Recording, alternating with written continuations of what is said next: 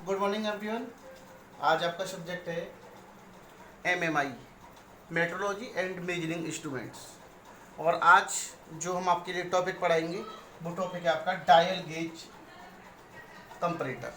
ठीक है, तो आज इसके बारे में चर्चा करेंगे। तो सबसे पहले यहाँ पर हम कंपैरेटर के बारे में देखेंगे कि बेसिकली कंपैरेटर क्या होता है। कंपैरेटर, इसको हिंदी में बोलते हैं हम तुलनित्र।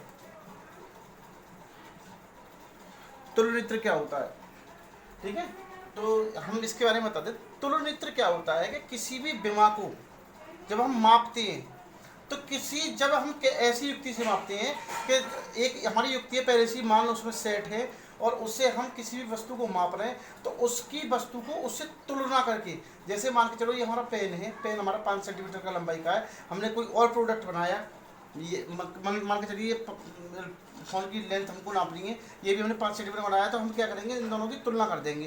तुलना से हमको पता चलेगा ये 5 सेंटीमीटर से ज़्यादा बन गया हमारा या कम बन गया है। तुलना करने से ही, तो मतलब जो युक्तियाँ तुलना करने से किसी की माप देती हैं या माप में अंतर व्यक्त करती हैं उसको हम क्या बोलते हैं, तुलनित्र। ठीक है, उसको क्या कहते हैं हम, तुलनित्र। हमारा तुलनित्र जो होता है वो हमारे कई प्रकार के होते हैं। इनको प्रयोग के आधार पर, है ना, इनको प्रयोग के आधार पर या फिर और क्रियाओं के आधार पर, काम करने की क्रियाओं के आधार पर इनको निम्न वर्गों में बांटा गया है। जैसे इट्स क्लासिफिकेशन लिखेंगे इसका, इट्स क्लासिफिकेशन किसका, तुलनित्र का। तो क्लासिफिकेशन में देखेंगे सबसे पहले हम, तो पहला होता है हमारा मैकेनिकल कंपैरेटर।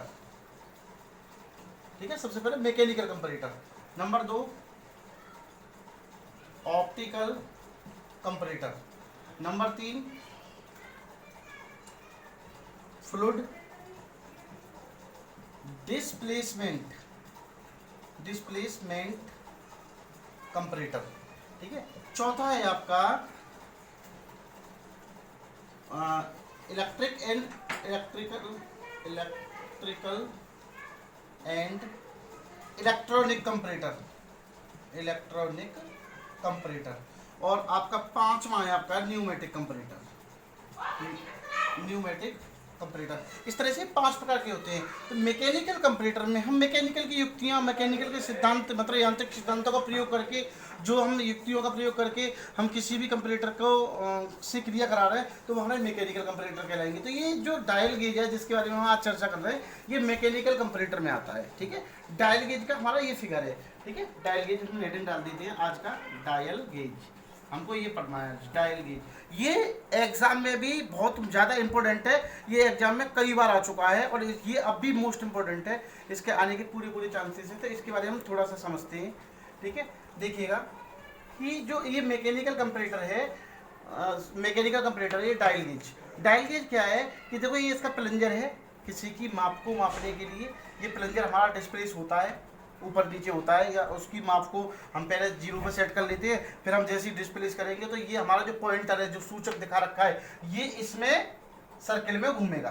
ठीक है, ये जैसे ही सर्किल में घूमेगा तो इस जो ये हमारा डायल गेज है, डायल गेज का एक और चीज़ बता देता हूँ मैं कि इसके एक भाग से दूसरे भाग की दूरी, ये कितनी हमारी 0.01 mm, कितनी 0.01 mm, मतलब ये कम से कम जो डिस्प्लेस कर सकता है अपने आप को, ये कम से कम 0.01 mm तक कर सकता है। ठीक है, इसके एक भाग की जो दूरी होती है वो कितनी होती है, 0.01 mm, और एक भाग में हमारे 10 खाने होते हैं, तो 10 खाने का कितना हो गया, 0.1 mm, है ना। इस तरह से 10 खाने होते हैं ये, तो मतलब ये पूरा जो चक्कर होता है, अगर पूरा ये घूम जाएगा तो ये हमारा 1 mm तक घूमेगा, क्योंकि 10 खाने पूरे होते हैं भाई।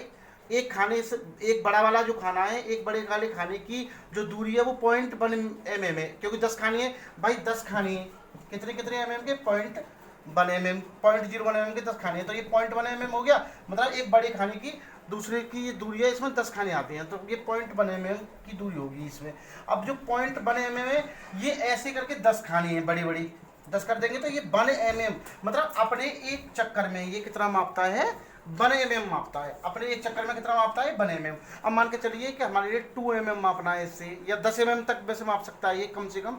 तो जैसे ये 10 mm तक माप रहा है, तो देखिए ये इसमें चक्कर काउंटर है, जैसे इसका एक चक्कर पूर्ण हो जाएगा, अब दूसरा चक्कर तो ये लगाएगा जरूर, जब लगाएगा तो इसकी काउंटिंग कैसे होगी, तो एक चक्कर के लिए ये पॉइंटर दूसरा है यहाँ पर, ये एक चक्कर के लिए यहाँ से फिर यहाँ पे आ जाता है, तो मान के चलो ये एक चक्कर हो गया, एक चक्कर के बाद फिर उसके खानों को गिन लेंगे। इस तरह से इसका वर्किंग मेथड होता है, ठीक है।